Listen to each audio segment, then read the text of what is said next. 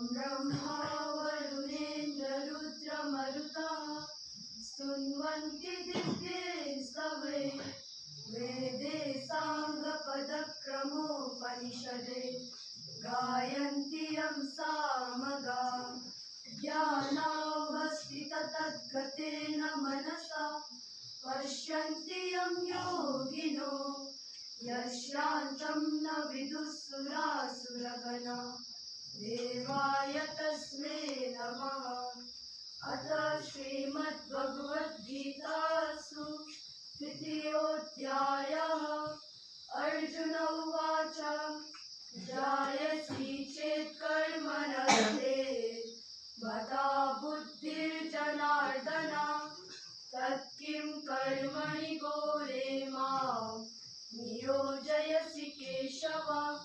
व्यामिश्रेणेव वाक्येन बुद्धिं मोहयसीव मे तदेकं वद निश्चित्य येन श्रेयोऽहमाप्नुयाम्। श्रीभगवानुवाच लोकेऽस्मिन् द्विविधा निष्ठा पुरा प्रोक्ता मया नघ ज्ञानयोगेन साङ्ख्यानां कर्मयोगेन योगिनां न कर्मणामनारम्भात् नैष्कर्म्यं पुरुषोऽश्नुते न च सन्न्यसनादेव सिद्धिं समधिगच्छति न हि कश्चिच्चनमपि जातु तिष्ठत्य कर्मकृत् कार्यते ह्यवसा कर्म सर्वप्रकृतिजैर्गुणैः कर्मेन्द्रियाणि संयम्य यास्ते मनसा स्मरन् इन्द्रियार्थान् विमूढात्मा नित्याचारः स उच्यते। यस्त्विन्द्रियाणि मनसा नियम्यारभतेऽर्जुन कर्मेन्द्रिये कर्मयोगम् असक्तः स विशिष्यते। नियतं कुरु कर्म त्वं कर्म ज्यायो ह्यकर्मणः शरीरयात्रापि च ते न प्रसिद्धेद कर्मणः। यज्ञात् कर्मणो ज्ञात्रा लोकोऽयं कर्मबन्धनः तदार्थं कर्म कौन्तेय मुक्तसङ्गः समाचर। सः यज्ञा प्रजा सृष्ट्वा पुरोवाच प्रजापतिः अनेन प्रसविष्वध्वम् एष वोऽस्त्विष्टकामधु देवान् भावयतानेन ते देवा भावयन्तु वः परस्परं भावयन्तः श्रेयः परमवाप्स्यत। इष्टान् भोगान् विवो देवः दास्यन्ते यज्ञभाविताः ते दत्तान् प्रदायेभ्यः यो भुङ्क्तेस्तेन एव शः। यज्ञशिष्टाशिना सन्तः मुच्यन्ते सर्वकिल्बिषैः भुञ्जते ते त्वगं पापः ये पचन्त्यात्मकारणात्। अन्नात् भवन्ति भूतानि पर्जन्यादन्नसम्भवः यज्ञात् भवति पर्जन्यः यज्ञात् कर्मसमुद्भवः। कर्म ब्रह्मोद्भवं विद्धि ब्रह्माक्षरसमुद्भवं तस्मात् सर्वगतं ब्रह्म नित्यं यज्ञे प्रतिष्ठितम्। एवं प्रवर्तितं चक्रं नानुवर्तयति हयः अघायुरिन्द्रियारामः मोघं पार्थ स जीवति। यस्त्वात्मरतिरेव स्यात् आत्मतृप्तश्च मानवः आत्मनेव च सन्तुष्टः तस्य कार्यं न विद्यते।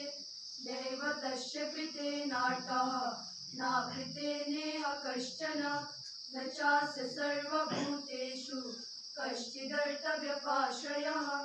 तस्मादसक्तः सततं कार्यं कर्म समाचर। असक्तो ह्याचरन् कर्म परमाप्नोति पुरुषः। कर्मणेव हि संसिद्धिम् आस्थिता जनकादयः लोकसङ्ग्रहमेवापि सम्पश्यन् कर्तुमर्हसि। यद्यदाचरति श्रेष्ठः तत्तदेवेतरो जनः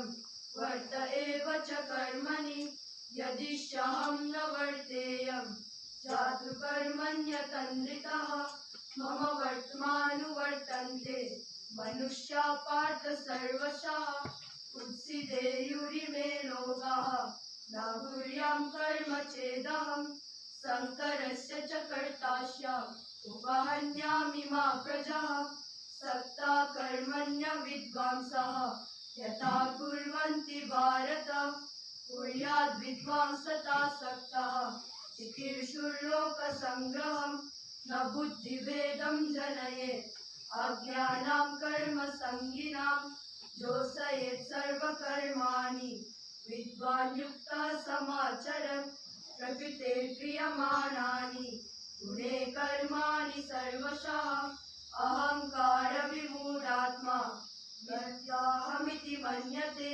तत्तवित्तु महाबाहो गुणाकर्मविभागयोः गुणागुणेषु वर्तन्ते इति मत्वा न सज्जते प्रकृतेर्गुणसम्मूढाः सज्जन्ते गुणकर्मसु तान् कृष्णविदो मन्दान् कृष्णविन्दा विचालयेत् मयि सर्वाणि कर्माणि सन्न्यस्याध्यात्मचेतसा निराशीर्निर्ममो भूत्वा युध्यस्व विगतज्वरः ये मे मतमिदं नित्यम् अनुतिष्ठन्ति मानवः श्रद्धावन्तो न सूयन्तः मुच्यन्ते तेऽपि कर्मभिः ये त्वेतदभ्यसूयन्तः नानुतिष्ठन्ति मे मतम् सर्वज्ञानविमूढांस्तान् विद्धि नष्टान् चेतसः सदृशं चेष्टते स्वस्यः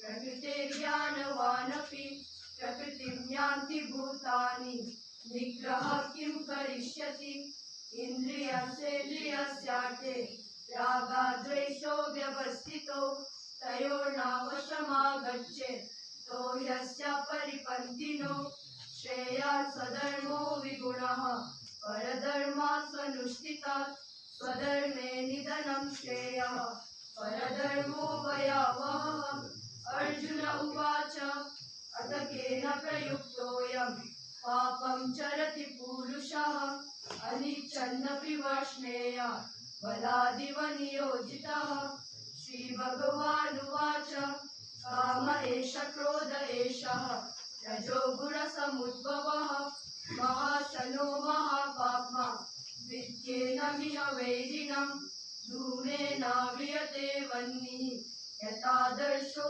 मलेन च यतोर्वेनावृतो गर्भः तथा तेनेदमावृतम् आवृतं ज्ञानमेतेन ज्ञानिनो नित्यवैरिणा कामरूपेण कौन्तेय दुष्पुरेणानलेन च इन्द्रियाणि मनोबुद्धिः अस्याधिष्ठानमुच्यते एते विमोहयातेषः ज्ञानमावृत्य देहिनं तस्मात् त्वमिन्द्रियाण्यादौ नियम्य भरतर्षभ पाप्मानं प्रजह्येनं ज्ञानविज्ञाननाशनम् इन्द्रियाणि पराण्याहुः इन्द्रियेभ्यः परं मनः मनसस्तु परा बुद्धिः यो बुद्धेः परतस्तु सः एवं बुद्धेः परं भूत्वा संस्तभ्यात्मानमात्मना जहि शत्रुं महाबाहो